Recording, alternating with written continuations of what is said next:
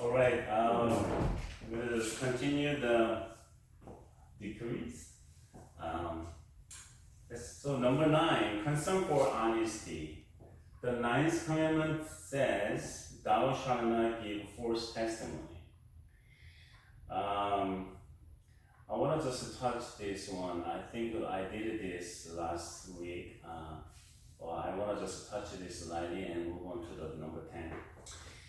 So that is about the 10 commandments. One of the 10 commandments is this: do not give false testimony, and with good reason. Lying destroys relationships, both individual and communal. Honesty and integrity are fundamental to good mental health practice. Clients have a right to expect it of us. Therapists who conduct themselves in this way set a tone of honesty and reasonableness for the therapeutic relationship. Modeling these behaviors themselves and thus encouraging clients to do likewise. Being forthright is not the same as being brutally honest. However, Christian counselors are called to speak the truth in love, sharing information in a caring, understanding manner that reflects empathy for listener. So telling the truth is honesty. That is important for the therapist, because once they know something happening to the client, they are not supposed to hide it, but they have to develop how to tell the truth the right way. Because, for example, medical doctors are not supposed to say, "Oh, you got a cancer." That is very shocking. There's very shocking moments for the clients, for the patients in the medical situations. So they have to be careful to say the results of the diagnosis and the testing things. So they have to say,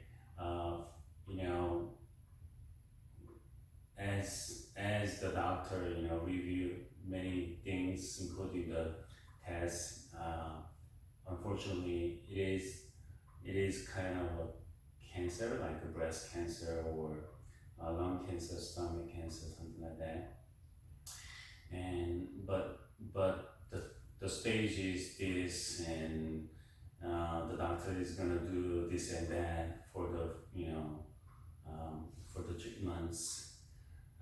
And then what if it happened to the patients in near future, or and the process and the result of the treatments later on, and the schedule, something like that. By putting those things together, the medical doctors can open the cancer to the clients, patients. Like so, the counselors are supposed to say, when they test, for example, MMPI-2 or MBTI or MMT, or those kind of tests, or depression tests, or and then they are supposed to be honest. They don't want to say it's schizophrenia, but they don't want to say it looks like a schizo, but it is not schizo yet. Well, if that is apparent to see that is schizophrenia, the counselors or therapists are supposed to say that is a schizophrenia. But same thing, they are supposed to say, they have to say, in the right way, in a mild way, because clients gonna get shocked, or they gonna be vulnerable because of the result. So they have to be honest, but at the same time, they have to be tender and mild and very professional when they just say the result of the test. But at the same time, like medical doctors, the therapists want to explain the process of the treatments and therapies, and they want to just add what's gonna be happened. They need like 5 or more sessions focusing on schizophrenia, and the therapist can explain why the therapist is saying the client needs 5 weeks therapies, especially focusing on schizophrenia, and just to show the stages or 5 weeks schedules and expecting results, and pay the clients have to do this and that, and they have to be careful in their daily lives. Or sometimes the therapist can encourage or recommend the clients to be hospitalized, depends on the situations. Well, so they have to be honest. It's kind of hard to say you got a schizophrenia, you got a depression, or something like that. But that's what it is. Schizophrenia is just schizophrenia, depression is depression, and so they have to be honest. At the same time, that is a little bit different story. But the therapists or counselors they wanna ask something really important to the clients when they find those are key points to know, so the clients can notice and understand and what's going on in them, and at the same time they can hide. Clients can hide something in their mind to their counselors and therapists because they feel shame, or they cannot trust their counselors fully yet. So these are those kind of reasons they can hide, or they don't understand, and they don't even understand what's going on. So the keen and nice and very therapeutic questions they have to ask, and they don't want to hesitate to ask, or they don't want to just watch that for a long time. Then they cannot find real way to help their clients. So honesty is the best policy.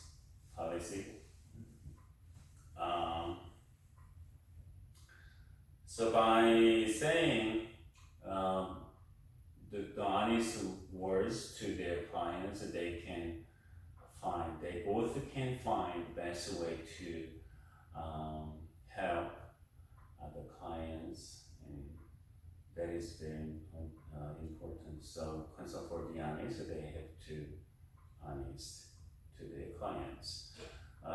10. Christian love. Love is the bedrock of the New Testament ethic. It's based on 1 Corinthians chapter 13. We are to love others with the love that God has bestowed upon us, and that is rooted in Christ's sacrifice for us. Jesus is our model of love in action. Yes. In the context of therapy, it means that we are called to express a Christ-like love toward those with whom we work. Obviously, the principle of love can be rationalized into a self-seeking focus. Therapists having affairs with clients frequently insist that they are in love.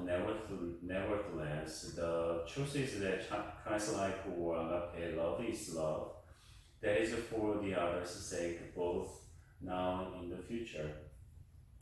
Well, Christian love is very important in the Christian counseling settings because therapists are supposed to love their clients, not physically, but spiritually, you know. But many affairs can be happening. Well, that is another big part in counseling, because a client is talking to a therapist in a counseling setting, in a counseling room, and the clients, they know they can open everything they have in their mind and situations, because they got there, they have problems. They open their problems, and counselors are nice to listen to them, and only listening itself can be shown big love to the clients, and they think clients think the counselor is very kind. Yes, they are kind and very tender. Yes, they are tender, and they understand what's going on for the client. Yes, that's their job, and they are very close in a room. And in some cases, clients can feel kind of deep love. I think that's natural, but what if the client wants something more than counseling? And that is vice versa. I mean, counselors can feel love to their client and to their clients too. In a little room, counseling room, they talk this and that. They meet every week. Normally once a week, and I know the client's situations. I know what the client feels, and they just talk on this and that regularly, and counselors can feel love too. But that cannot be developed to physical love or love outside of the counseling center. But that happens. Well, then in those cases, counselors can mistakes, and clients can mistakes too, and that can make lots of problems. So counselors in the Christian counseling or any secular counseling settings, they have to be careful not to do something wrong in or out, both in and out of the counseling center. But basically, the Christian love means in here is loving attitudes. I mean, real love, because the clients are they are children of God, and I'm children of God, and I called to help people who are in vulnerable situations or mental problems, and I have to help. Counselors want to help those clients, but with Christian love, not with secular love or something. So the Christian counselors, they have to think what is Christian love and what is secular love. And then they have to be careful not to fall in, something hectic pits. Or they're gonna get in trouble. They cannot help their clients right way because they are biased, they are opinionated, and they are physically, wrong with, with the clients, and then they can ruin their clients in certain way. Maybe they think they can help their clients those ways, but that is not acceptable in Christian counseling or secular counseling settings. But basically, Christian counselors want to just love and show love and like acceptance, like understanding and and just guiding those clients in right ways. So Christian love is background of the New Testament theory. That's what Jesus showed. When Jesus healed people, he didn't heal people, okay, open your eyes, okay, stand up. He didn't do that, those ways. He wanted to understand what's going on to those people. And he didn't heal all people, all sick people in this world, but he couldn't just pass those people because they were weak, they were in vulnerable situations, they were sick. So he wanted to help those people, and whenever he healed the people physically, mentally, or relationship-based, he wanted to show real love. That is what we have to imitate.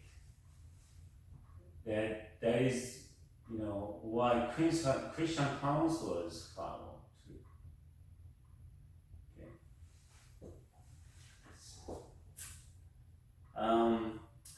The number 11 is justice. Justice has to do with treating others fairly. It does not necessarily mean treating everyone exactly alike. Equals must be treated as equals, and unequals must be treated in a way most beneficial to their own circumstances. Justice and love belonging together, and in a sense, justice gives backbone to the concept of love.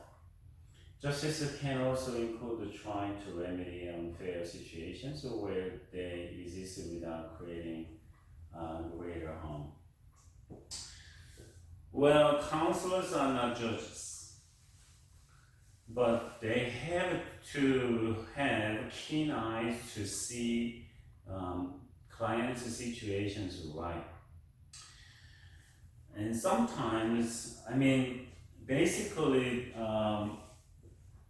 counselors want to treat people equally, which means when you see a poor, you want to just fair to the poor or the rich, or women and men, and old and young, and higher status or lower status. No matter what, counselors are supposed to be fair and justice to people. And then depends their situations. Counselors want to show justice to those people. Counselors are listeners and they are helpers, but they don't want to say it is okay when clients said,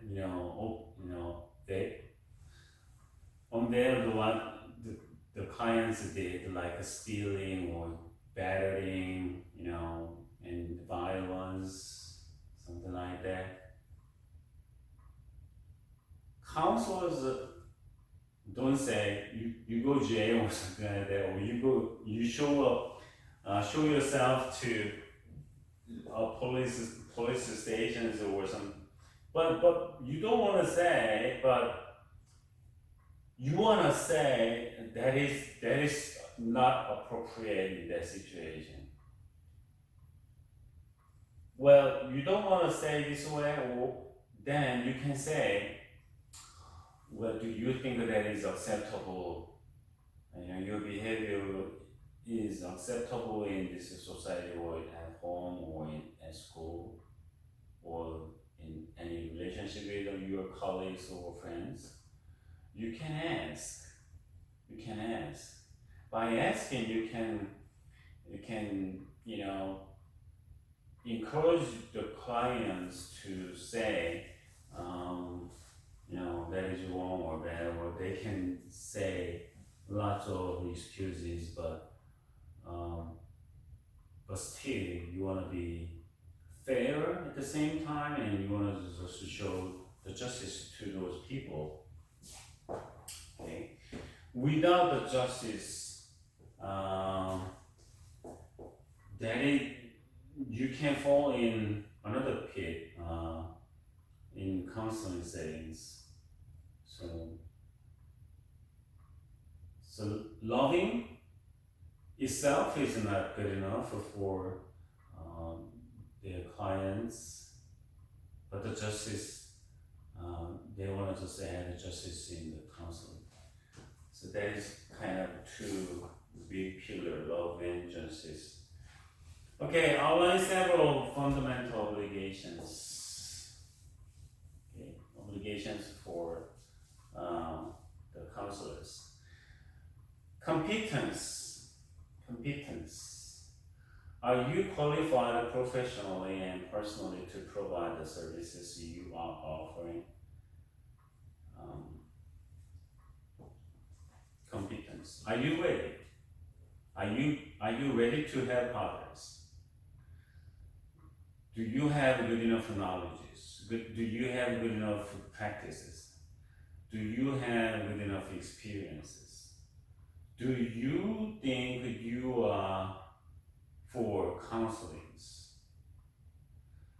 Are you too selfish to provide counseling services? Or are you too opinionated in certain things? Are you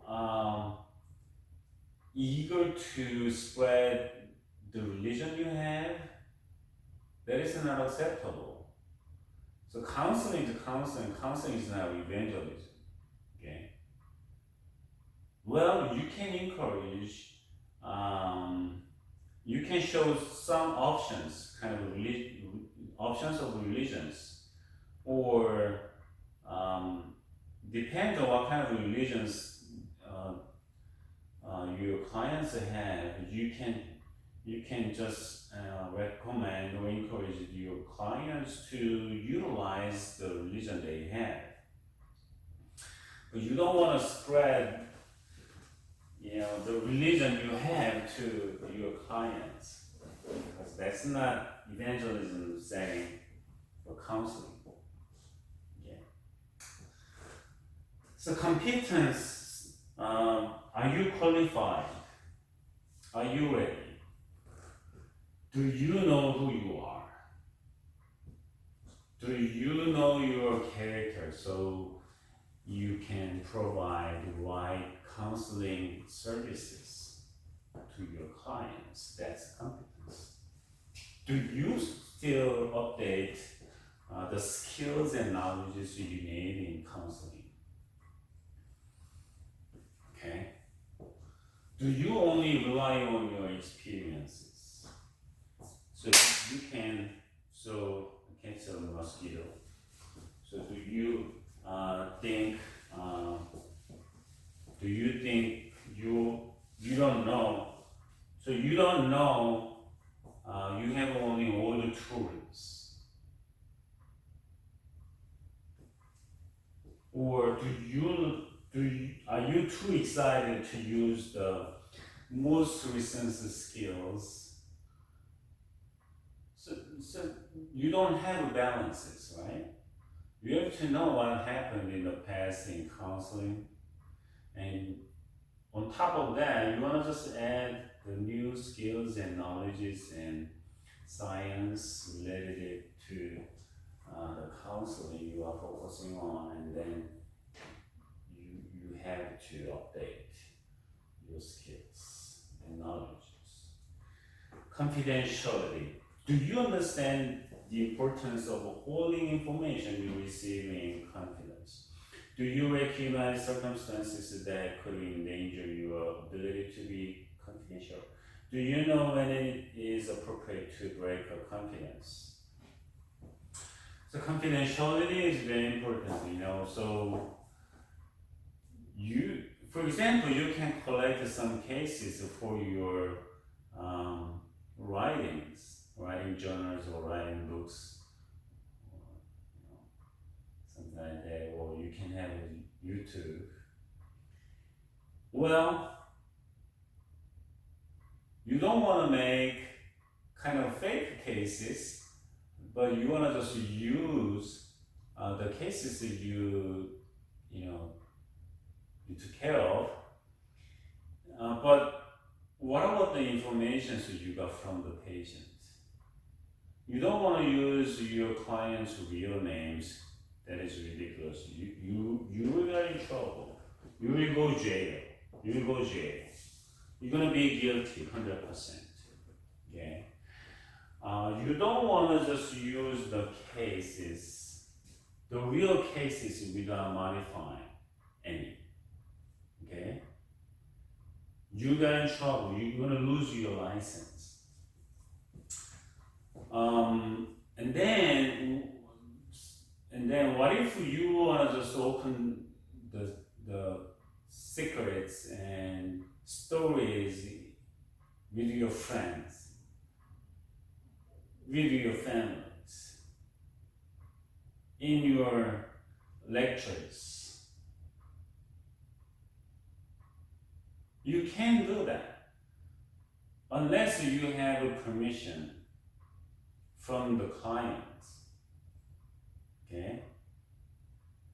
So confidentiality is very important. You need to hold the information. You got lots of personal, private, confidential things from your clients. And by opening, any of them, you can hurt your patients instead of heal. Instead of healing, you can hurt. You can harm those clients you didn't help or you are helping them. So confidentiality is very important. But you can break the confidence. Confidential things. When you can break the secrets. For medical staffs like doctors and nurses, they also have just hold the information from the patients, and they don't want to they have to be careful on confidentiality, but they can open the confidentiality things because when their patients got bitten by fathers, mothers, or wives and husbands and parents and kids. Sadly, lots of kids are beating their parents nowadays. So when they find their patients got hurt by not by natural accidents or falling or something like that, they got beaten by people, or they got shot, or they got stabbed by others, they have to report to that to police. Same to the teachers, you know, and same to the counselors too. When counselors find their clients got beaten by, his or her family members or friends or boyfriends, girlfriends. Girlfriends can hit or beat their boyfriends too. Yeah, that happens. Some wives beat their husbands too. But the majority of cases are happening by husbands though, and boyfriends. Anyway, then you have to report to them. Then what about your clients are batterers or murderers? Then what are you gonna do? That's gonna be the exceptions. Those can be exceptions in confidentiality also. So you have to be careful and what you can do in counseling. Multiple relationships. Do you understand the potential problems in working with people in professional relationships? At the same time, you are related to them in other contexts, such as at church, in business, or at school. Most especially, do you understand why sexual intimacies with clients, students, and so forth are always wrong, and are clear examples of unethical multiple relationships? Multiple relationships. So when you work, when you help a client in a counseling setting, but what if your client is your church member? What if your client is your student? What if your client is your friend's girlfriend? So you have multiple relationships, and you will be careful. That's the time you have to be extra careful for your counseling. How are you gonna just differentiate, and how are you gonna separate that relationship? You have professional relationship with your client, or you have relationship with your client in schools, churches, and other your second job, working places, something like that. Then you have to be careful. Well, when I was in graduate school, I just volunteered that I can, as clients, because the school has a nice counseling center, and the graduate school students for doctorates or masters, they have to practice, right? they have to practice, their counseling skills. But it is very hard for them to meet real clients. I mean, many of us need counseling and psychotherapists, but as beginners in graduate schools, and maybe they need more clients to take care, and then they need more clients. So they just wanted to volunteer for the counseling. So I just volunteered as client. But in the first session, the graduate school students in counseling or psychology, actually, she wanted me to be careful not to, say hi even. Maybe say hi is okay, but no more talking on the campus. Because she and I, as counselor and a client, used to meet, I think 5 times or 10 times. I don't remember that, right? Because it happened in 1998 or 1999, something like that. So I just forgot. Maybe in 2000. So we used to meet as a counselor and a client. So she asked me not to say more than hi on the campus, because we were not supposed to say, share lots of stories or activities together, because we started the counseling. Okay.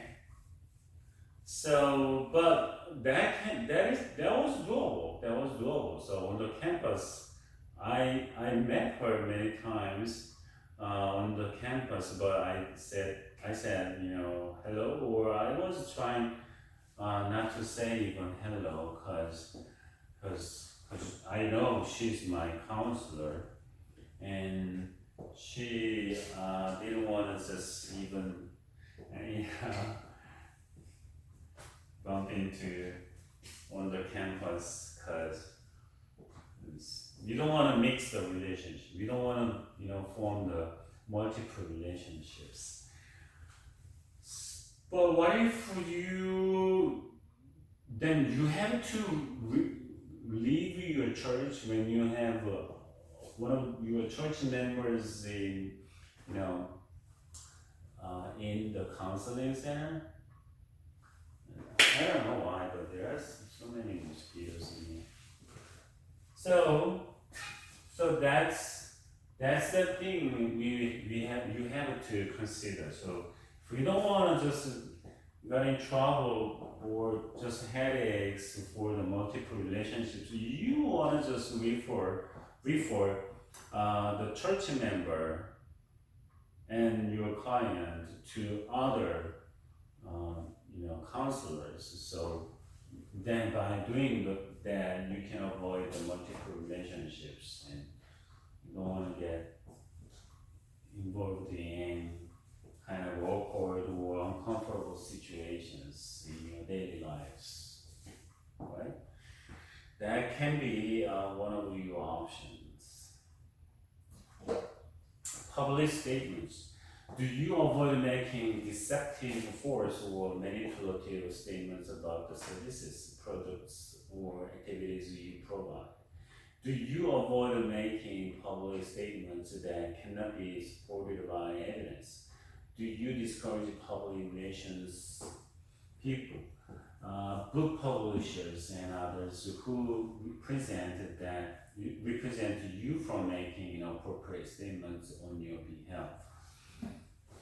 So public statements, when you write a book and when you just speak to the audience or to clients or regular people, or counselors, you have to be careful what you got, and you don't want to just exaggerate what you are doing as professional counselors or therapists. You know, like once you come here, I can hit you, or you don't want to just end the counseling cases by announcing that that is enough, even though the client is not feeling enough, that is enough. So you don't want to just finish, you don't want to end the counseling without consenting of from your clients. So that is important. And well, sometimes counselors or therapists can say, you know, this and that, but they don't want to share what they failed. So they can manipulate what happened. So there is no evidence that your counseling was successful, but you attempt to say that your counseling was so successful, so nice, so fruitful, or something like that. But actually, we can fail, and there can be lots of mistakes, and not because of the counselors or therapists, but because of your clients too. You want to help your clients, but what if they don't say right? What if they don't say what they have in their mind and situations? What if they hide something? Then you cannot help your clients the right way, and that is not your responsibility. Okay, that is not your responsibility. Then the counseling cannot be make good results because of your clients. But you don't want to blame them always. But that can be happened, for both parties, like for counselors and because of the counselors and because of the clients. Okay. But you don't want to just say, oh, everything is successful. Well, we know counseling or psychotherapy is pretty hard area because we have to deal with people. And people are very complicated. They are not simple. You don't expect your clients to tell you everything honestly. Well, that's not happening. So by asking questions and by active listenings, and then you can get some more information or stories from your clients, but it's pretty hard. But you don't want to say everything is successful. I healed many people. No, don't do that. As Christians, we want to not only practice doing right, but also being moral people. Morally is a state of being as much as it is doing. Ideally, if we are to truly follow a higher ethic, we must be growing in virtue as well as in principles. Paul and Timothy and Titus include self-control, gentleness, temperance, respectability, and avoiding greed. Well, Paul just told those things to his co-worker, Titus, and those are virtues for church leaders. But when we see those things, we can understand that those virtues are not only for the church leaders, but counselors and therapists also. We need self-control, and we provide counseling services, and we need to be gentle. We need to be temperance. We want to just respect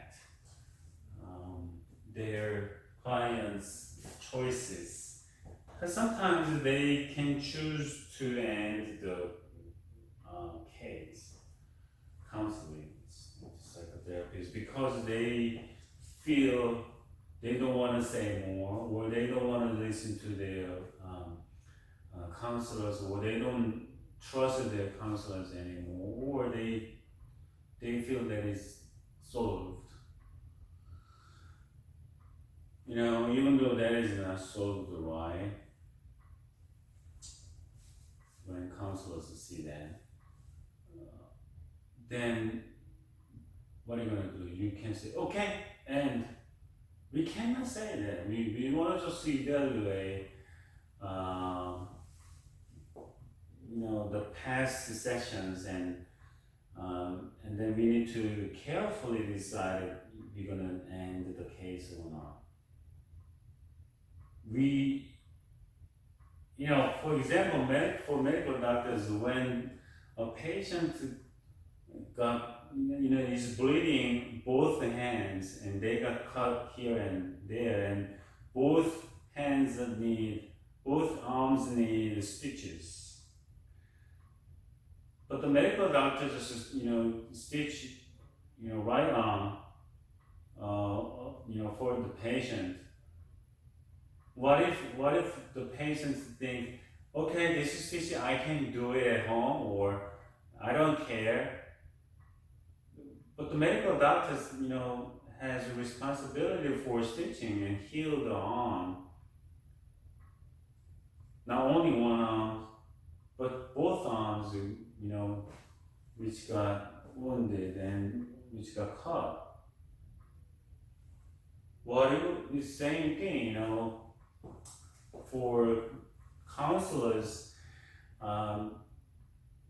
they think they can help their clients more, or in other parts too, but they have to let the clients go, or maybe the clients doesn't notice it, or clients don't notice it, or the clients don't want to do counseling anymore. Or there are many reasons they want to quit, they want to end.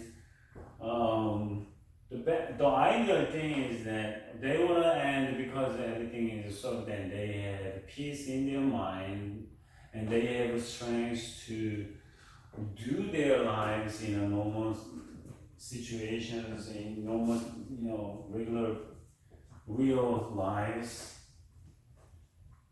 That is the idea, but what if any of part, counselors or clients, feel that is not solved yet because it is hidden, because they don't have money to pay for the service, because the counselors don't like the clients anymore, right? Something like that.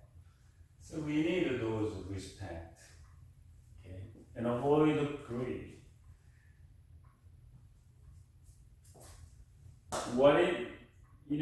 For making more money, doctors don't stitch 10 more times.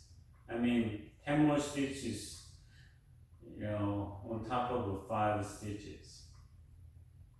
Because the more stitches doctors do, they're gonna get more money, I think.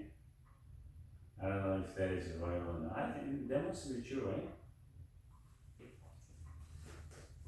So the doctors don't want to just stitch you more, right? Counselors, when they think that the clients need five session of counseling at first, but they encourage their clients to have 10 sessions at the first. Well, there are lots of medical doctors and counselors or Christian counselors who are greedy and they want to make more money. Well, making money is good, but do you want to make money right away or do you want to steal their money? Okay, avoid greedy. So you want to just use your clients for your fame. Because you don't want to fail on the case, and it's gonna be lower your fame, so you wanna just push your clients. All right, so we can use those virtues for developing our and polishing our virtues, okay, characters. Ethics and God's call. That's the last part of this session and this class. Ethics and God's call. The calling to be a Christian counselor is a high calling with exceptional expectations and responsibilities. Certainly, it reflects a standard all should aspire to, but none will fully attain. The good news is that the Christian process of being and becoming ethical is done in the context of a supportive relationship with God, the Holy Spirit, and fellow Christians. Okay? Ethics. All of us are still learning and developing our knowledge and skills as counselors and psychotherapists, and we are not good enough sometimes or in many cases, and we know our limits. We have to know it. Some people don't know it.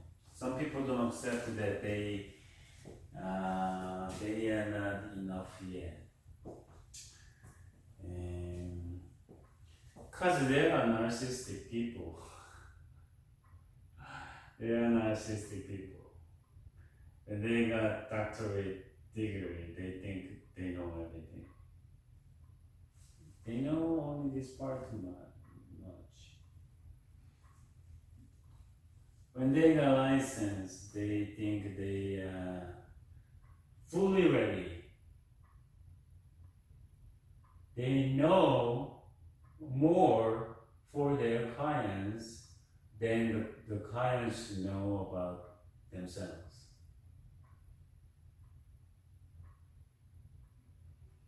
They think they have great power. Yes, they have great power, but they think they can manipulate. They don't even notice that they are manipulating their clients. Because they are narcissistic, because they think that they are great, because they think they know more than their clients. Those kind of attitudes are not quite right. So instead of doing that, we want to just admit out that we are not good enough yet. So we want to just learn more. We want to just develop skills more until we die, right? Until we retire.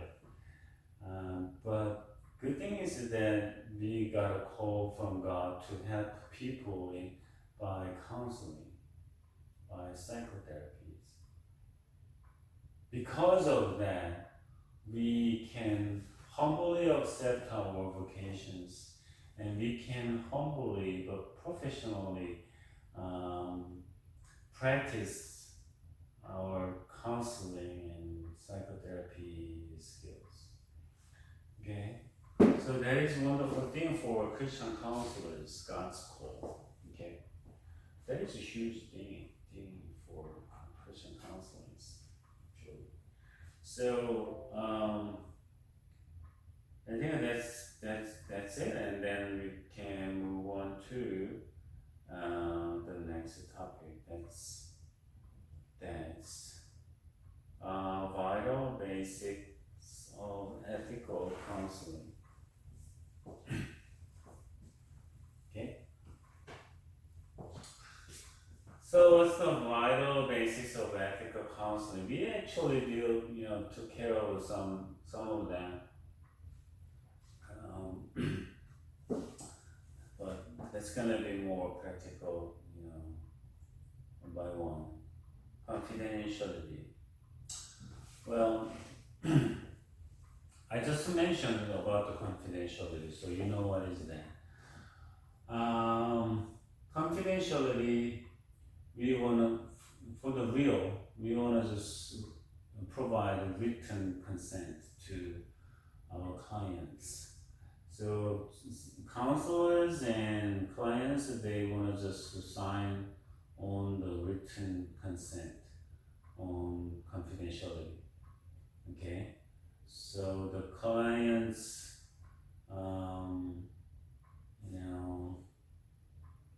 can sign on the written consent form that counselors, both parties want to just sign on the consent sheet. So counselors, I don't want to just open the stories or names, whatever it is, to the teachings, to speakings, to writing books or journals without consent, the client's consent. Okay, and then they sign on it, and clients sign on. They don't want to just open anything about the counseling, except any problems, and so on. So written consent forms are very important for the confidentiality. And then duty to report. Those are included in the written consent, and duty to report is this, I just mentioned about the domestic violences or violence between friends, and any abuses, any victimized things. So you want to just report. You want to just let your clients know that you have a duty of report. Okay, counselors have a duty of report in some problems.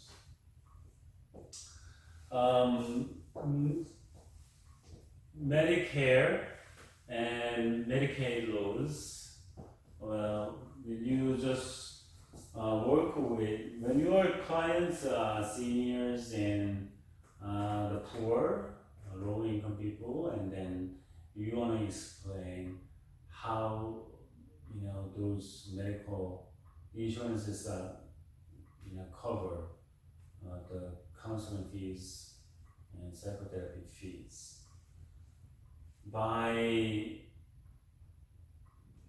So for that, you have to know it clearly. The client's insurance company is gonna cover that, and how much co-pays they're gonna pay, the clients pay, and but you have to familiar with the Medicare and medical things to also. Well, basically, if you have on your counseling center, and then your staff has to do those things, and then you're gonna review that with your clients if you need it to do, or if you can ask your staff to take care of those things, but at the same time you want to just share that or remind that with your clients again, that's kind of a good thing. It doesn't take a long time, but by doing so, you can, have your clients understand that you are following the right process, and clients can know the counselors are aware of the medical laws and the money thingy. Okay. Patient as litigant. Okay. And duty to warn or protect future criminal behavior. So those are confidentiality too. So patients as reporter, or they can order this and that. And duty to warn or protect.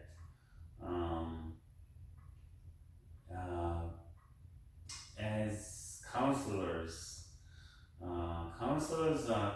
have to warn their clients when they have kind of violence, or they want to harm more people, or they want to just drink more alcohols and use drugs and other or dangerous activities they do. They can warn their clients. Depression is so popular in this society, or in many places. That's pandemic. That's more huge pandemic than coronavirus in this world, because lots of people got depressed, and people are dying because of the depressions, suicide or something like that. And then you want to warn your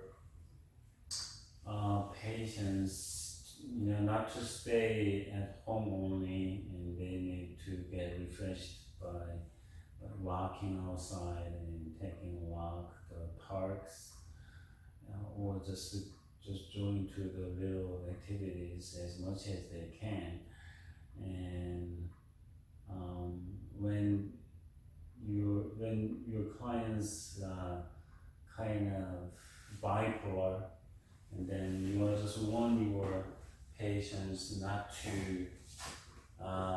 be exposed to the kind of X games or extreme activities like rock climbing or something, or misusing the drugs or alcohols.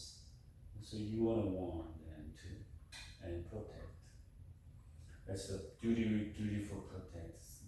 For protecting, you're gonna report something. Future criminal behavior.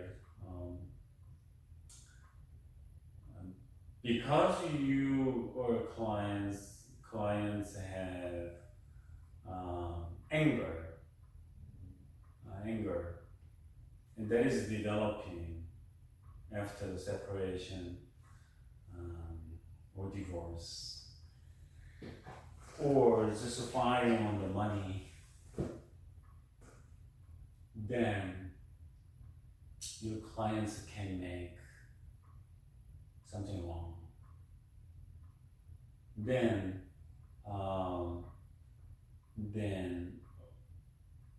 what are you gonna do? That is very confidential thing, but you wanna just confirm or know your clients who are making plans. Are they thinking only, or they make a plan, or they just practice? Okay? Feel or know? they know what's going on. For example, separation, or divorce. Let's say divorce.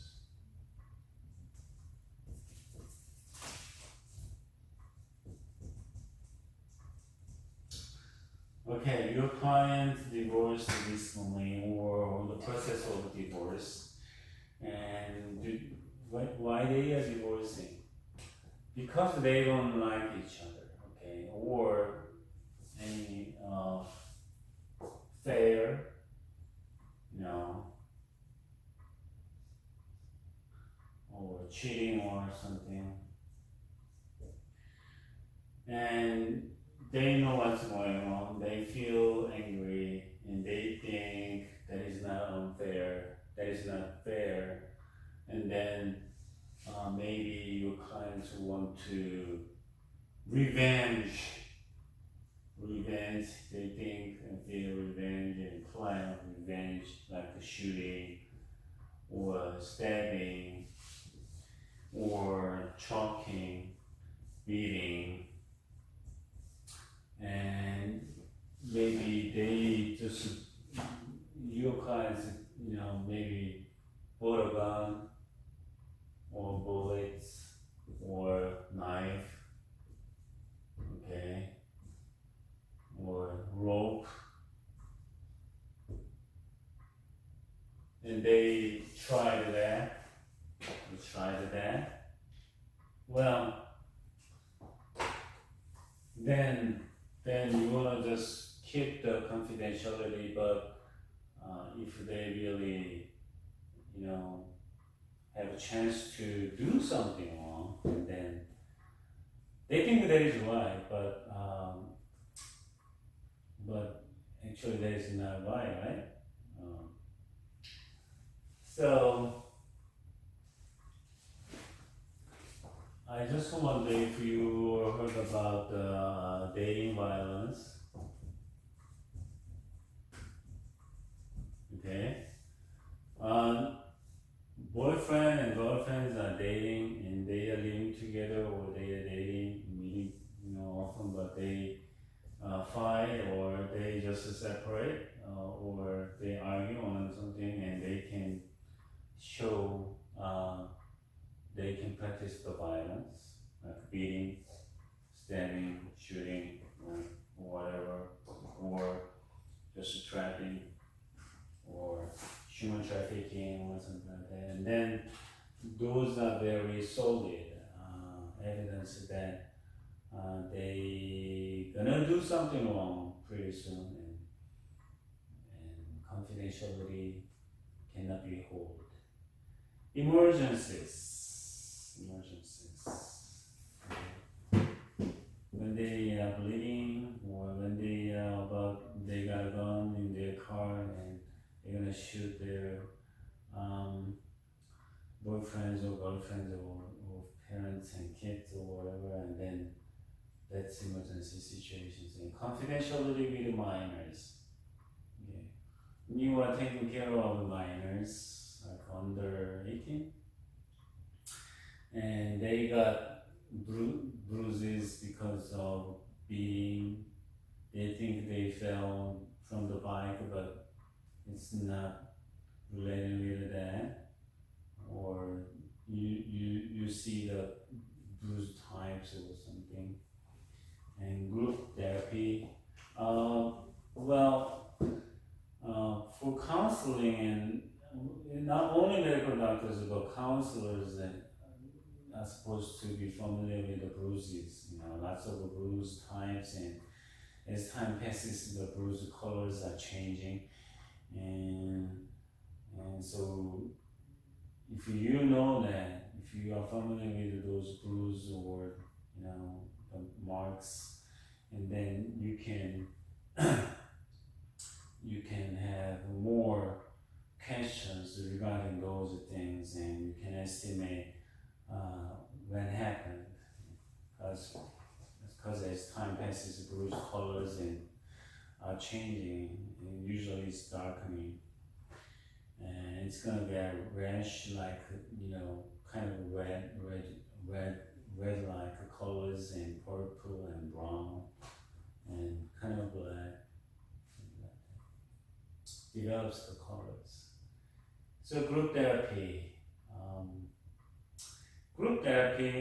is very helpful. Like alcohol anonymous AA group and domestic violence groups, veterans groups, and those group therapies are very useful when they, cause they think they or depression therapy groups, cause when they sit together, they know that they are not the only person who got in trouble, and they can understand what's going on to others and how they treated it and how they failed, how they make it better, and something like that. And then counselors can help those people to learn and practice something better.